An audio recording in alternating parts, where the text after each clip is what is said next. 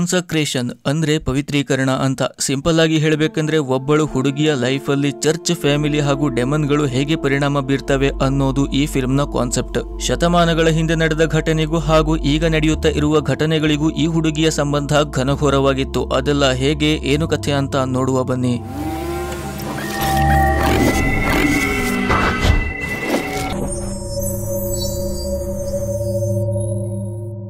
ಫಿಲ್ಮ್ನ starting ಅಲ್ಲಿ Greece ಅನ್ನುವ ಹುಡುಗಿ ಎಲ್ಲಿಗೂ ಹೋಗ್ತಿರ್ತಾಳೆ. ಅವಳು ನಾರ್ಮಲ್ ಹುಡುಗಿ ಅಲ್ಲ, ಅವಳಿಗೆ ಗಾರ್ಡಿಯನ್ ಏಂಜಲ್ ಇದೆ ಅಂತ ಅವಳ ತಮ್ಮ ಹೇಳಿದ್ದ.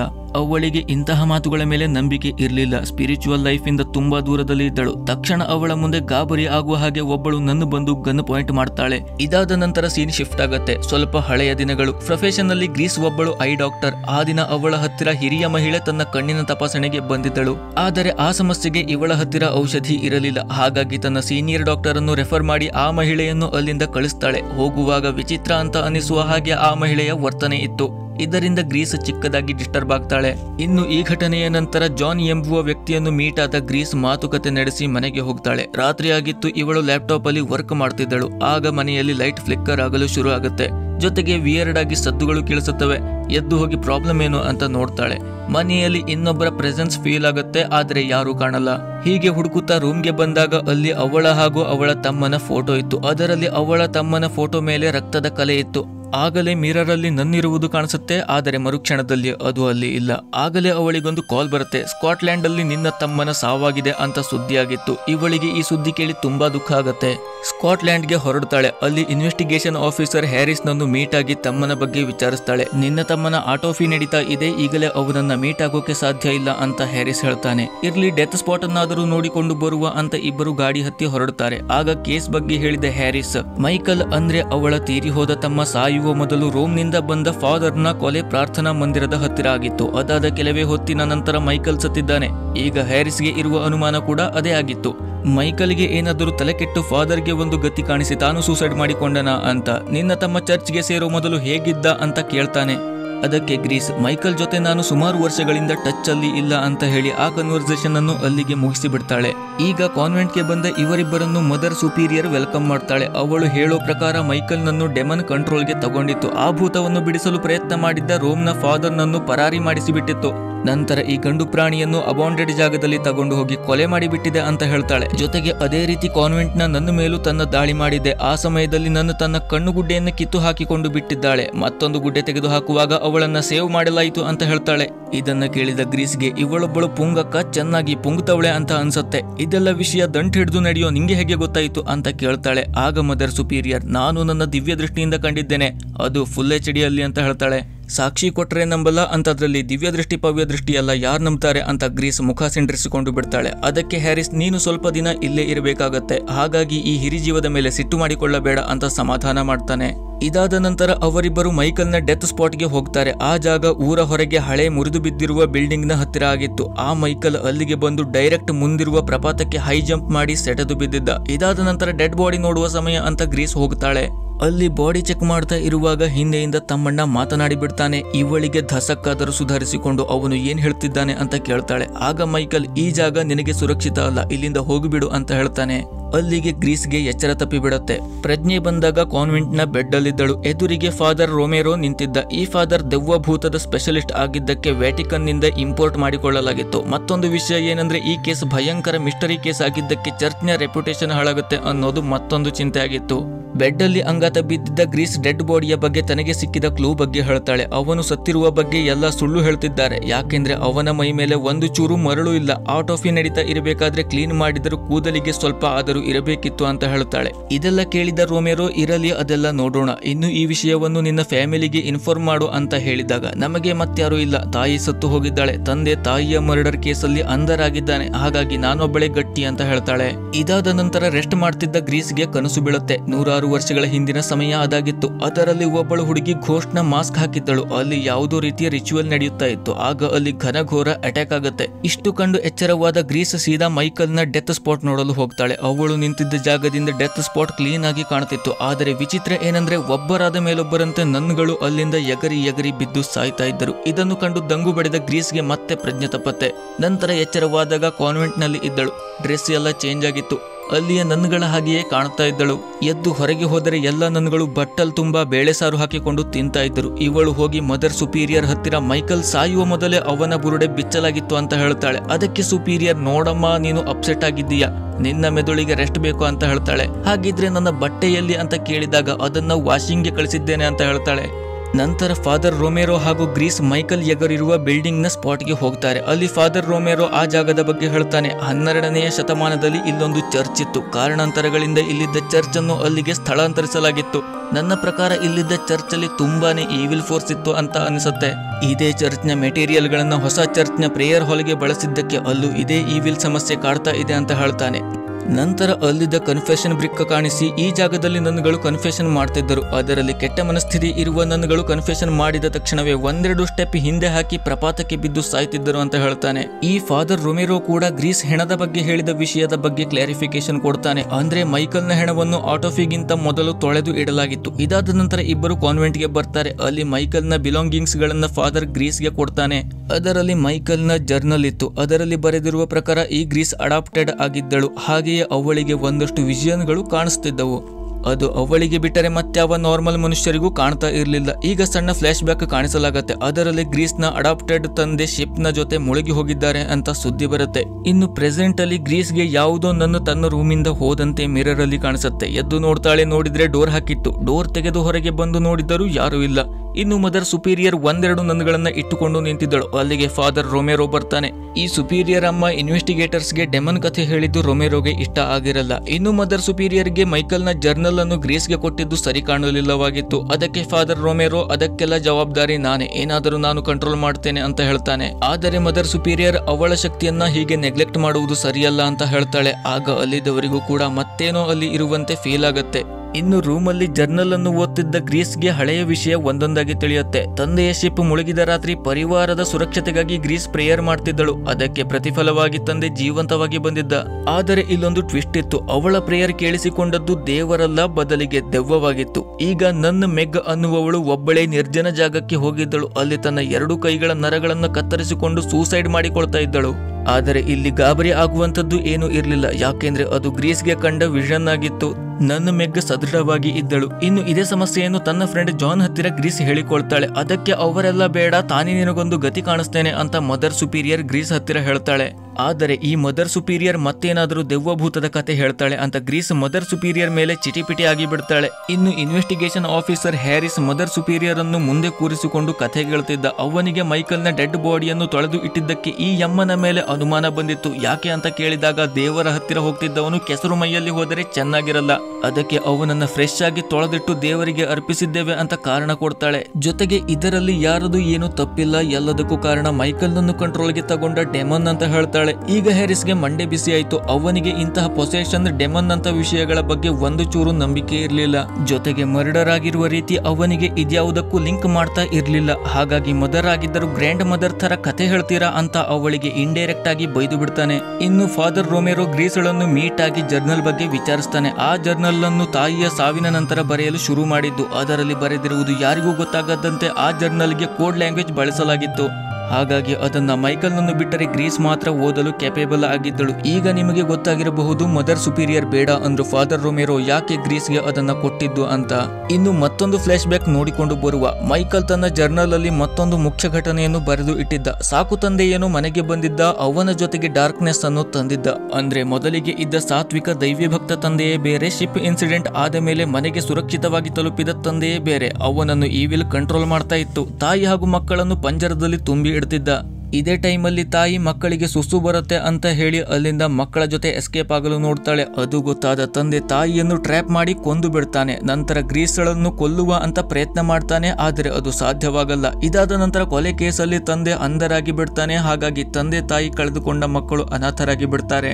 ಇನ್ನು ನೆಕ್ಸ್ಟ್ ಸೀನ್ ಅಲ್ಲಿ ಚರ್ಚ್ ಅನ್ನು ಕಾನ್ಸಕ್ರೇಷನ್ ಮಾಡಲಾಗ್ತಾ ಇತ್ತು. ಫಾದರ್ ರೊಮೆರೋ ಅಲ್ಲಿದ್ದರು. ಅವರನ್ನು ಮೀಟ್ ಆಗಲು ಗ್ರೀಸ್ ಬರ್ತಾಳೆ. ಗ್ರೀಸ್ ಹೇಳೋ ಪ್ರಕಾರ ಅನಾಥರಾಗಿದ್ದ ಅವರಿಬ್ಬರನ್ನು ಅದೇ ಚರ್ಚ್ ಅಡಾಪ್ಟ್ ಮಾಡಿಕೊಳ್ಳುವ ಆಲೋಚನೆ ಮಾಡಿತ್ತು. ಇತ್ತು, ಆದರೆ ಹಳೆಯದೆಲ್ಲ ಮರೆತು ಹೋಗಿರುವುದಕ್ಕೆ ನಿಖರ ಮಾಹಿತಿ ಇಲ್ಲ ಅಂತ ಹೇಳ್ತಾಳೆ. ಆಗ ಫಾದರ್ ರೋಮೆರೋ ಆ ಸಂಬಂಧ ಇಟ್ಟುಕೊಂಡೇ ಅವನು ಇಲ್ಲಿಗೆ ಜಾಯಿನ್ ಆಗಿದ್ದು ಅಂತ ಅನ್ಸುತ್ತೆ. ಮದರ್ ಸುಪೀರಿಯರ್ ಕೂಡ ಹೀಗೆ ಹೇಳಿದ್ದಾರೆ. ಮೈಕಲ್ ಈ ಚರ್ಚ್ಗೆ ಬಂದಿದ್ದು ಯಾವುದೋ ರ್ಯಾಲಿಕ್ ನ ಬಗ್ಗೆ ಟ್ರುತ್ ತಿಳಿದುಕೊಳ್ಳೋಕೆ ಆಗಿತ್ತು. ಅದು ಹಳೆಯ ಚರ್ಚ್ ಅಲ್ಲಿತ್ತು, ಆದರೆ 1992 ಅಲ್ಲಿ ಆದ ಅರ್ಥಕ್ವೇಕ್ ಗೆ ಚರ್ಚ್ ಬಿದ್ದು ಹೋಗಿ ಆ ರ್ಯಾಲಿಕ್ ನೀರು ಪಾಲು ಆಗಿ ಬಿಟ್ಟಿದೆ. ಅದು ಹೆಂಗಿತ್ತಂದ್ರೆ ಈವಿಲ್ ಫೋರ್ಸ್ ಅನ್ನು ಪ್ರೊಸೆಸ್ ಮಾಡ್ತಾ ಇತ್ತು. ಅದರಿಂದ ಚರ್ಚ್ ನ ರೆಪ್ಯುಟೇಷನ್ ಏನೋ ಹಾಳಾಗ್ತಾ ಇತ್ತು. ಜೊತೆಗೆ ಅದರ ಇನ್ಫ್ಲೂಯೆನ್ಸ್ ಗೆ ಒಳಪಟ್ಟ ಜನರು ಈವಿಲ್ ಎನರ್ಜಿಯನ್ನು ಉಪಯೋಗಿಸಿಕೊಂಡು ಕೆಟ್ಟ ಕೆಲಸಗಳನ್ನು ಮಾಡಲು ಶುರು ಮಾಡಿದ್ದರು ಅಂತ ಹೇಳ್ತಾನೆ. ಇನ್ನಷ್ಟು ಮಾಹಿತಿಗಾಗಿ ಗ್ರಂಥಾಲಯದ ಪುಸ್ತಕವನ್ನು ಸಂಪರ್ಕಿಸಿ ಅಂತ ಬ್ರಾಕೆಟ್ ಅಲ್ಲಿ ಹೇಳ್ತಾನೆ. ಇದೆಲ್ಲ ಓಕೆ, ಆದರೆ ಅಲ್ಲೇ ಬೆಕ್ಕಿನ ಹಾಗೆ ಓಡಾಡ್ತಾ ಇದ್ದ ಡೆಮನ್ ಕಂಡು ಕಣ್ಣುಗುಡ್ಡೆ ಕಿತ್ತು ಹಾಕಿಕೊಂಡಿದ್ದ ನನ್ನ ಗ್ರೀಸ್ಳ ಮೇಲೆ ಸತತವಾಗಿ ಒಂದು ಕಣ್ಣನ್ನ ಇಟ್ಟಿದ್ದಳು. ಅಂದ್ರೆ ಇದ್ದದ್ದು ಒಂದೇ ಕಣ್ಣು ಆಗಿದ್ರು ಅದನ್ನೇ ಅಷ್ಟೊತ್ತಿಗೆ ಅವಳ ಮೇಲೆ ಇಡ್ತಾ ಇದ್ದಳು. ಈಗ ಒಂದು ಸಣ್ಣ ಫ್ಲಾಶ್ ಬ್ಯಾಕ್ ನೋಡುವ. ಈ ಚರ್ಚ್ ನವರು ಅನಾಥ ಮಕ್ಕಳನ್ನು ಹಿಡ್ಕೊಂಡು ಬನ್ನಿ ಅಂತ ಒಬ್ಬಳು ನನ್ನ ಹಾಗೂ ಒಬ್ಬ ಪ್ರೀಸ್ಟ್ ಅನ್ನು ಕಳಿಸಿದ್ದರು. ಅವರಿಬ್ಬರು ಬಂದವರು ಇಬ್ಬರನ್ನು ತಗೊಂಡು ಹೋಗುವ ಬದಲಾಗಿ ಮೈಕಲ್ ನನ್ನು ಅಲ್ಲೇ ಬಿಟ್ಟು ಹೋಗ್ತಾರೆ. ಹೋಗ್ತಿರುವಾಗ ಆ ಪ್ರೀಸ್ಟ್ ಗ್ರೀಸ್ಳನ್ನು ಅನ್ಕಾನ್ಶಿಯಸ್ ಮಾಡಲು ಪ್ರಯತ್ನಿಸ್ತಾ ಇದ್ದ, ಆದರೆ ಅಷ್ಟರಲ್ಲೇ ಅವರ ವೆಹಿಕಲ್ ಗೆ ಆಕ್ಸಿಡೆಂಟ್ ಆಗಿ ಬಿಡುತ್ತೆ. ಮೋಸ್ಟ್ಲಿ ಇದೇ ಘಟನೆಯಲ್ಲಿ ಗ್ರೀಸ್ಳ ಹಳೆಯ ನೆನಪುಗಳು ಮರೆತು ಹೋಗಿದ್ದಾಗಿರಬಹುದು. ಇನ್ನು ಗ್ರೀಸ್ ಲೈಬ್ರರಿಯಲ್ಲಿ ಪುಸ್ತಕ ಹಿಡಿದುಕೊಂಡು ಕುಳಿತಿದ್ದಳು. ಆ ಪುಸ್ತಕದಲ್ಲಿದ್ದದ್ದು ಕೂಡ ಮೈಕಲ್ ನ ಜರ್ನಲ್ ಅಲ್ಲಿದ್ದ ಲಿಪಿಗೆ ಹೊಂದಾಣಿಕೆ ಆಗ್ತಿತ್ತು. ಅಂದ್ರೆ ಜರ್ನಲ್ ಅಲ್ಲಿದ್ದದ್ದು ಯಾವುದೋ ಸ್ವಂತ ಕೋಡ್ ಲ್ಯಾಂಗ್ವೇಜ್ ಆಗಿರ್ಲಿಲ್ಲ, ಬದಲಾಗಿ ಪುಸ್ತಕದಲ್ಲಿದ್ದ ಏನ್ಷಿಯಂಟ್ ಲ್ಯಾಂಗ್ವೇಜ್ ಆಗಿತ್ತು. ಹಾಗಾಗಿ ಈ ಹಳೆಯ ಪುಸ್ತಕವನ್ನು ಓದಲು ಗ್ರೀಸ್ ಕ್ಯಾಪೇಬಲ್ ಆಗಿದ್ದಳು. ಆ ಪುಸ್ತಕದಲ್ಲಿ ಸುಮಾರು ವರ್ಷಗಳ ಹಿಂದೆ ನಡೆದ ಕಥೆ ಇತ್ತು. ಈ ಕಥೆಗೆ ಹಾಗೂ ಮೂವಿಯ ಸ್ಟಾರ್ಟಿಂಗ್ ಅಲ್ಲಿ ಕಾಣಿಸಿದ ಹಳೆಯ ಕಥೆಗೆ ಲಿಂಕ್ ಇತ್ತು. ಅಂದ್ರೆ ಅಟ್ಯಾಕ್ ನ ಮುಂದಿನ ಭಾಗ ಬಂದವರು ಅಲ್ಲಿ ಮೇನ್ ಆಗಿ ಡೆವಿಲ್ ಮಾಸ್ಕ್ ಹಾಕಿ ರಿಚುವಲ್ ಮಾಡ್ತಿದ್ದ ಹುಡುಗಿಯನ್ನು ಕಿಡ್ನಾಪ್ ಮಾಡಿ ಬಿಡ್ತಾರೆ. ಅವಳನ್ನ ವೆಸೆಲ್ಸ್ ಆಫ್ ಡಾರ್ಕ್ನೆಸ್ ಅಂತ ಎಲ್ಲರೂ ಕರೀತಾ ಇದ್ದರು. ಇದನ್ನೆಲ್ಲ ಓದ್ತಿದ್ದ ಗ್ರೀಸ್ಗೆ ಬೇಸ್ಮೆಂಟ್ ಅಲ್ಲಿ ಶಬ್ದ ಕೇಳಿ ಬರುತ್ತೆ. ಹೋಗಿ ನೋಡ್ತಾಳೆ. ಆಗ ಎದುರಿಗೆ ಪದೇ ಪದೇ ಕಾಣಿಸಿಕೊಳ್ಳುತ್ತಿದ್ದ ನನ್ನ ಬಂದು ನಿಲ್ತಾಳೆ. ಆ ನನ್ನ ಇವಳ ಸಾವಿನ ಬಗ್ಗೆಯೇ ಮಾತಾಡ್ತಾ ಇದ್ದಳು. ಬರೀ ಮಾತೊಂದಲ್ಲ, ಕೊಲೆಯ ಪ್ರಯತ್ನ ಕೂಡ ಮಾಡ್ತಾಳೆ. ಆದರೆ ಆಗಲೇ ಯಾವುದೋ ಇನ್ವಿಸಿಬಲ್ ಈವಿಲ್ ಫೋರ್ಸ್ ಗ್ರೀಸ್ಗಳನ್ನು ಬಚಾವ್ ಮಾಡುತ್ತೆ. ಜೊತೆಗೆ ಆ ನನ್ನನ್ನು ಮಣ್ಣು ಮಾಡಿಬಿಡುತ್ತೆ. ಇನ್ನು ಗ್ರೀಸ್ ಅಲ್ಲಿಯ ಪ್ರಾರ್ಥನಾ ಮಂದಿರಕ್ಕೆ ಹೋದಾಗ ಟಾರ್ಚರ್ ಬೆಡ್ ಅನ್ನು ಫೀಲ್ ಮಾಡಿರ್ತಾಳೆ. ಆಗ ಅವಳಿಗೆ ಮೈಕಲ್ ಜೊತೆ ನಡೆದ ದುರ್ಘಟನೆ ಕಣ್ಣಿಗೆ ಕಟ್ಟತ್ತೆ. ಬೆಡ್ ಮೇಲೆ ಮೈಕಲ್ ನನ್ನು ಮಲಗಿಸಲಾಗಿತ್ತು. ಸುತ್ತಲೂ ನನ್ಗಳು, ಜೊತೆಗೆ ರೋಮ್ನ ಫಾದರ್ ಹಾಗೂ ಮದರ್ ಸುಪೀರಿಯರ್ ಎಲ್ಲಾ ಸೇರಿ ಮೈಕಲ್ಗೆ ಟಾರ್ಚರ್ ಕೊಟ್ಟು ರ್ಯಾಲಿಕ್ ಬಗ್ಗೆ ವಿಚಾರಣೆ ನಡೆಸುತ್ತಾ ಇದ್ದರು. ಮೈಕಲ್ ತನಗೇನು ಗೊತ್ತಿಲ್ಲ ಅಂತ ಹೇಳ್ತಿದ್ದ. ಇದೇ ಸಮಯದಲ್ಲಿ ಮೈಕಲ್ ರೋಮ್ನ ಫಾದರ್ ನ ಕಥೆ ಮುಗಿಸಿದ್ದ. ಈಗ ಒಂದು ಸಾವಿನ ಕಥೆ ಅಂತೂ ಗೊತ್ತಾಯಿತು. ಇನ್ನು ಮೈಕಲ್ ನ ಡೆತ್ ಮಿಸ್ಟರಿ ಭೇದಿಸುವ.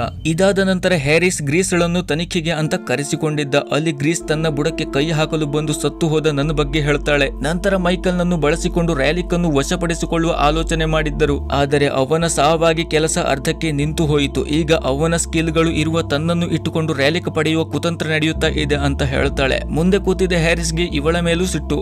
ಆ ಬಿಳಿ ಮುದುಕಿ, ಈ ಬಿಳಿ ಹುಡುಗಿ, ಇಬ್ಬರು ಬಿಳಿ ಬಿಳಿ ಮಹಿಳಾ ಮಣಿಗಳು ಸೇರಿಕೊಂಡು ನನ್ನನ್ನೇ ಮಂಗ್ಯ ಮಾಡ್ತಿದ್ದಾರೆ ಅಂತ ತನಿಖೆಗೆ ಒಬ್ಬರು ಸಹಕಾರ ನೀಡುತ್ತಾ ಇಲ್ಲ ಅಂತ ಗ್ರೀಸ್ಗಳನ್ನು ಎತ್ತಾಕಿಕೊಂಡು ಜೈಲಲ್ಲಿ ತುಂಬುತ್ತಾನೆ. ಅರೆರೆ, ಅಲ್ಲಿ ನೋಡಿದರೆ ಮದರ್ ಸುಪೀರಿಯರ್ ಮೊದಲಿಂದಲೂ ಹಾಜರಿ ಹಾಕಿ ನಿಂತಿದ್ದಳು. ಇನ್ನು ಮರುದಿನ ಗ್ರೀಸ್ಗೆ ಬಿಡುಗಡೆಯ ಭಾಗ್ಯ. ಯಾಕೆಂದ್ರೆ ಫಾದರ್ ರೋಮೆರೋ ದಯೆಯಿಂದ ಹ್ಯಾರಿಸ್ ಅವಳನ್ನು ಹೊರಗೆ ಬಿಟ್ಟಿದ್ದ. ನಂತರ ಗ್ರೀಸ್ ಹತ್ತಿರ, ಈಗ ನೀನು ಫ್ರೀ ಬರ್ಡ್, ಎಲ್ಲಿ ಬೇಕಾದ್ರೂ ಹಾರಾಡಬಹುದು ಅಂತ ಮತ್ತೆ ರೆಕ್ಕೆ ಪುಕ್ಕ ಬಿಚ್ಚಿಕೊಂಡು ಬರಬೇಡ, ನಿಂದಾರಿ ನೀನು ನೋಡಿಕೋ ಅಂತ ಹೇಳಿ ಕಳಿಸಿ ಬಿಡ್ತಾನೆ. ಈಗ ಗ್ರೀಸ್ ಮತ್ತೊಂದಷ್ಟು ಸತ್ಯ ತಿಳುವ ಅಂತ ತಂದೆ ಇದ್ದ ಸಲಿಗೆ ಹೋಗಿರ್ತಾಳೆ. ಆ ಕಡೆ ತಂದೆ, ಈ ಕಡೆ ಮಗಳು. ತಂದೆ ಆಗಿರ್ಲಿಲ್ಲ. ಯಾಕೆಂದ್ರೆ ಆ ದಿನ ಗ್ರೀಸ್ ಪ್ರೇಯರ್ ಮಾಡಿ ಫ್ಯಾಮಿಲಿಯ ಸುರಕ್ಷತೆಯ ಬಗ್ಗೆ ಬೇಡಿಕೊಂಡಿದ್ದನ್ನು ಕೇಳಿಸಿಕೊಂಡದ್ದು ಡೆಮನ್ಗಳಾಗಿದ್ದವು. ಅವುಗಳ ದಯೆಯಿಂದ ಆತ್ಮ ಹೊರಗೆ ಹೋಗಿದ್ದ ದೇಹಕ್ಕೆ ತಂದೆಯ ಒರಿಜಿನಲ್ ಆತ್ಮದ ಬದಲಾಗಿ ಅವನದೇ ಒಳಗಿದ್ದ ಡಾರ್ಕ್ನೆಸ್ ಹಾಗೂ ನೆಗೆಟಿವಿಟಿಗಳು ಅತಿಕ್ರಮಿಸಿಕೊಂಡು ಬಿಟ್ಟಿದ್ದವು. ಇದೇ ಕಾರಣವಾಗಿ ಅವನು ಹೆಂಡತಿಯ ಕೊಲೆಯನ್ನು ಮಾಡಿದ್ದ. ಗ್ರೀಸ್ ಮೈಕಲ್ನ ಸಾವಿನ ಬಗ್ಗೆ ಹೇಳ್ತಾಳೆ. ಅದಕ್ಕೆ ಆ ಕೈದಿ, ಈ ದೇಹಕ್ಕೆ ಜೀವ ಕೊಟ್ಟಂತೆ ಅವನಿಗೂ ಕೊಡುವ ಶಕ್ತಿ ನನಗೆ ಇದೆ. ಸೇಮ್ ಸಮುದ್ರ ತೀರದಲ್ಲಿ 10 ವರ್ಷದ ಗ್ರೀಸ್ ಸಿಕ್ಕಿದ ಹಾಗೆ ಅಂತ ಹೇಳ್ತಾನೆ. ಮಾತಿಗೆ ತಲೆಬುಡ ಇರ್ಲಿಲ್ಲ, ಆದ್ರೆ ಆಗಿದ್ದು ಮಾತ್ರ ಮೆಡಿಕಲ್ ಮಿರಾಕಲ್ ಆಗಿತ್ತು. ಇಷ್ಟು ಹೇಳಿದ ತಂದೆ ಅಗ್ರೆಸಿವ್ ಆಗಿದ್ದ. ಗಾಜಿನ ಆ ಕಡೆಯಿಂದಲೇ ಗ್ರೀಸ್ ಮೇಲೆ ಎಗರಾಡ್ತಾನೆ. ಅವನನ್ನು ಅಲ್ಲಿಯೇ ಬಿಟ್ಟ ಗ್ರೀಸ್ ಅಲ್ಲಿಂದ ಹೊರಡ್ತಾಳೆ. ಇನ್ನು ಹ್ಯಾರಿಸ್ ಮೈಕಲ್ ಹಾಗೂ ರ್ಯಾಲಿಕ್ ಬಗ್ಗೆ ಮದರ್ ಸುಪೀರಿಯರ್ ಹತ್ತಿರ ವಿಚಾರಿಸ್ತಾ ಇದ್ದ. ಆಗ ಮದರ್ ಸುಪೀರಿಯರ್ ಎಳೆಯಾಗಿ ಸತ್ಯವನ್ನು ರಿವೀಲ್ ಮಾಡ್ತಾ ಹೋಗ್ತಾಳೆ. ಮೈಕಲ್ಗೆ ರ್ಯಾಲಿಕ್ ಸಿಕ್ಕಿ ಹೋಗಿತ್ತು, ಆದರೆ ಅವನು ಅದನ್ನ ಚರ್ಚ್ಗೆ ಕೊಡಲು ತಯಾರಿರಲಿಲ್ಲ. ಆ ರ್ಯಾಲಿಕ್ ನ ಶಕ್ತಿ ಅಪಾರವಾಗಿ ಇದೆ. ನೀವಂದುಕೊಂಡಂತೆ ಅದು ವಸ್ತು ಅಂದ್ರೆ ಯಾವುದೋ ಆಬ್ಜೆಕ್ಟ್ ಅಲ್ಲ, ಅದು ಒಬ್ಬಳು ಹುಡುಗಿ. ಆ ಹುಡುಗಿಯ ಹೆಸರು ಗ್ರೀಸ್ ಅಂತ ಹೇಳ್ತಾಳೆ. ಆದರೆ ಈ ಮದರ್ ಸುಪೀರಿಯರ್ಗೆ ಗ್ರೀಸ್ಗೆ ಇದೆಲ್ಲ ಹೇಗೆ ಮರೆತು ಹೋಗಿದೆ ಅನ್ನುವುದು ಗೊತ್ತಿರಲಿಲ್ಲ. ಅದೇ ಗ್ರೀಸ್ಗೆ ಮೊದಲಿಗೆ ಆಗಿದ್ದ ಆಕ್ಸಿಡೆಂಟ್ ಅಲ್ಲಿ ಮೆಮೊರಿ ಲಾಸ್ ಮಾಡಿಕೊಂಡಿದ್ದು ಈ ಮದರ್ ಸುಪೀರಿಯರ್ಗೆ ಗೊತ್ತಿರಲಿಲ್ಲ.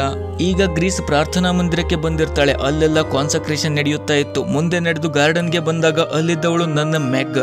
ಅವಳು ಮದರ್ ಸುಪೀರಿಯರ್ ಹೇಳಿದ ಮಾತುಗಳನ್ನು ಗ್ರೀಸ್ ಹತ್ತಿರ ಹೇಳ್ತಾಳೆ. ಅದೇನು ಅಂದ್ರೆ ಗ್ರೀಸೇ ಅವಳ ಅಂತ್ಯ ಅಂತ.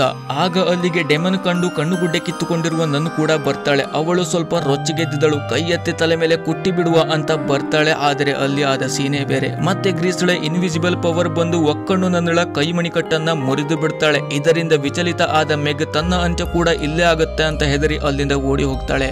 ಹೋಗಿ ಮಾಡಿದ್ದೇನು ಅಂತ ನೋಡಿದ್ರೆ ತನ್ನ ಕೈಯ ನರಗಳನ್ನ ಕೊಯ್ದುಕೊಂಡು ಸೂಸೈಡ್ ಮಾಡಿಕೊಳ್ತಾಳೆ. ಇದೆಲ್ಲ ಘಟನೆ ಆಯ್ತು, ಎಲ್ಲೂ ಏನು ನೆಟ್ಟಗಿಲ್ಲ ಅಂತ ಗ್ರೀಸ್ ಅಪ್ಸೆಟ್ ಆಗ್ತಾಳೆ. ಈಗ ಇದೆಲ್ಲದಕ್ಕೂ ಪರಿಹಾರ ಅಂದ್ರೆ ಫಾದರ್ ರೊಮೆರೋ ಅಂತ ನಿರ್ಧರಿಸಿದ ಗ್ರೀಸ್ ಫಾದರ್ ರೊಮೆರೋ ಇದ್ದಲ್ಲಿ ಹೋಗ್ತಾಳೆ. ಇವಳು ಹೋದವಳು ತನ್ನಿಂದಾನೇ ಇಷ್ಟೆಲ್ಲ ಆಗ್ತಾ ಇರುವುದು, ಇದಕ್ಕೆಲ್ಲ ಕೊನೆ ಕಾಣಿಸಿ ಅಂತ ಗೋಗರಿತಾಳೆ. ಅದಕ್ಕೆ ಫಾದರ್ ರೊಮೆರೋ ಗ್ರೀಸ್ಗಳನ್ನು ಅಲ್ಲಿಂದ ಮತ್ತೊಂದು ಚೇಂಬರ್ಗೆ ತಗೊಂಡು ಹೋಗ್ತಾನೆ. ಅಲ್ಲಿ ಅದೇ ಹಳೆಯ ಲಿಪಿಯ ಬರಹ ಇತ್ತು.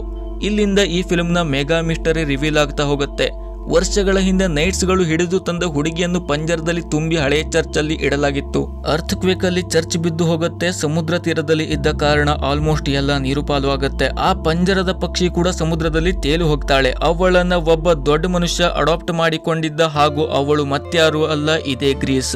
ಗ್ರೀಸ್ ನಾರ್ಮಲ್ ಹುಡುಗಿ ಆಗಿರ್ಲಿಲ್ಲ, ಬದಲಾಗಿ ನರಕದ ಡೆಮನ್ ಲೂಸಿಫರ್ನ ಸ್ವಂತ ಮಗಳಾಗಿದ್ದಳು. ಇದೇ ಕಾರಣಕ್ಕೆ ಅವಳನ್ನ ಪಂಜರದಲ್ಲಿ ಬಂಧಿಯಾಗಿ ಇಡಲಾಗಿತ್ತು. ಇಷ್ಟು ಹೇಳಿ ಪ್ರೆಸೆಂಟ್ಗೆ ಗ್ರೀಸ್ ಬರ್ತಾಳೆ. ಇನ್ನು ಪ್ರೆಸೆಂಟ್ ಅಲ್ಲಿ ಅವಳನ್ನು ಕೊಲ್ಲುವ ಇಂಟೆನ್ಷನ್ ನಲ್ಲಿ ಫಾದರ್ ರೊಮೆರೋ ಇದ್ದ. ಆದರೆ ಈ ಸಲ ಕೂಡ ಇನ್ವಿಸಿಬಲ್ ಫೋರ್ಸ್ ಗ್ರೀಸ್ಳ ಸಹಾಯಕ್ಕೆ ಬರುತ್ತೆ. ಗ್ರೀಸ್ಗೆ ತಲೆ ಬಿಸಿ ಆಗಿ ಗಾಬರಿಯಿಂದ ಹಳೆಯ ಚರ್ಚ್ ಇದ್ದಲ್ಲಿ ಓಡಿ ಬರ್ತಾಳೆ.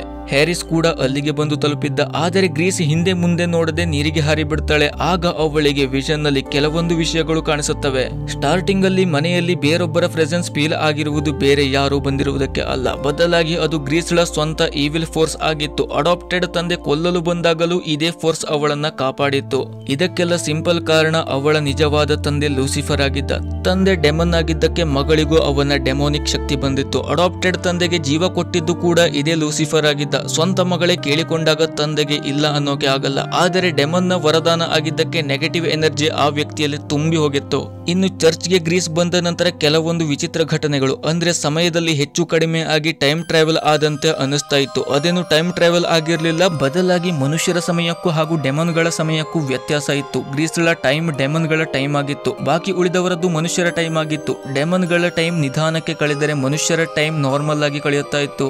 ಹಾಗಾಗಿ ಶತಮಾನಗಳ ಹಿಂದೆಯಿಂದಲೂ ಗ್ರೀಸ್ ನಿಧಾನಕ್ಕೆ ದೊಡ್ಡವಳಾಗುತ್ತಾ ಈಗ ಇಷ್ಟು ದೊಡ್ಡವಳಾಗಿದ್ದಳು. ಇನ್ನು ಮೈಕಲ್ ನ ಸಾವಿನ ರಹಸ್ಯ ನೋಡುವ. ಮೈಕಲ್ ನನ್ನು ಉದ್ದಂಡ ಮಲಗಿಸಿ ಟಾರ್ಚರ್ ಮಾಡ್ತಿದ್ದಾಗ ಅವನಿಗೆ ತೊಂದರೆ ಆಗ್ತಾ ಇದೆ ಅಂತ ಗ್ರೀಸ್ಗೆ ಡೆಮೋನಿಕ್ ಶಕ್ತಿಯಿಂದ ಫೀಲ್ ಆಗಿತ್ತು. ಆದರೆ ಸ್ಪಾಟ್ ಅಲ್ಲಿ ಏನಾಗ್ತಾ ಇದೆ ಅಂತ ಗೊತ್ತಿರಲಿಲ್ಲ. ಹಾಗಾಗಿ ತಮ್ಮನ ರಕ್ಷಣೆಗೆ ಗ್ರೀಸ್ಳ ಈವಿಲ್ ಫೋರ್ಸ್ ಹೋಗಿತ್ತು.